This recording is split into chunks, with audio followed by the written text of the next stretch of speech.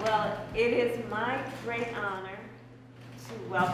to officially welcome, at my invitation, my Divine Nine family and these great national and international leaders. We have so much to discuss, and I'm looking forward to our conversation.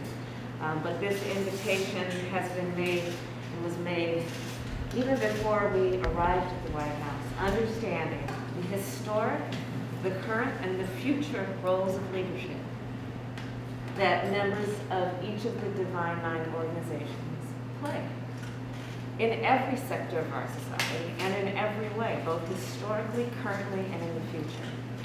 And for the President and for me, it is very important that we collaborate with our leaders, knowing that we face so many challenges as a country, knowing that we are entering in many ways a new era where those challenges are taking on great significance, but also in the midst of those challenges we see opportunities, not only for engagement, but for improvement.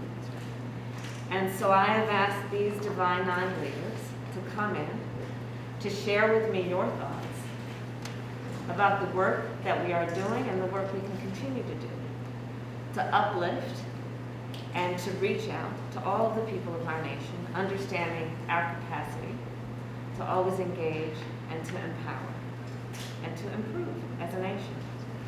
So I thank you all, and for those who do not know, it is leaders historically and currently of the Divine Nine who have been national leaders on issues like voting rights.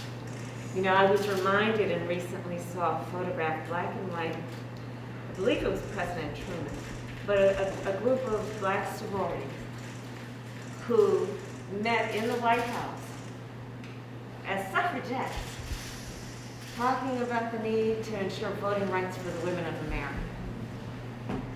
The leaders of the fraternities of the Divine Nine who had a vision for what the civil rights movement should and could be, and then led that movement. I think about the leaders of industry, the leaders of our private sector, the leaders of innovation, and all those are represented by these organizations. And as we move forward, we are also as an administration working to build back better. We have some legislation that we are proposing and working on that would invest in a number of sectors of our society that will produce great growth.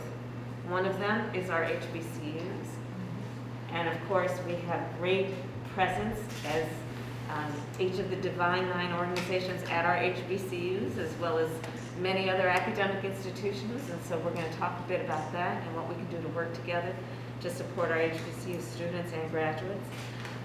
There is a challenge right now in our nation, as we all know, with those who would attack voting rights.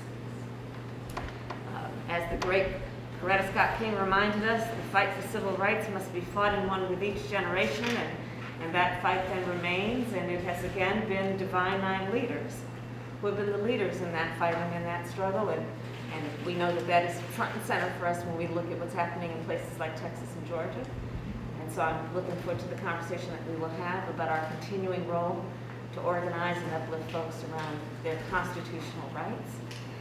And in short, on that piece, what we can do together to push for the enactment, passage of the Freedom to Vote Act and the John Lewis Voting Rights Act. And finally, again, I want to welcome each one of you and thank you for the work that you do, the work of your members. And at this table are representatives of organizations that have formed and shaped who we are as a nation, have challenged us to live up to our ideals. And in that way, I'm very honored to receive you in this ceremonial office of Vice President of the United States. So welcome. Thank you. Thank you. Thank you.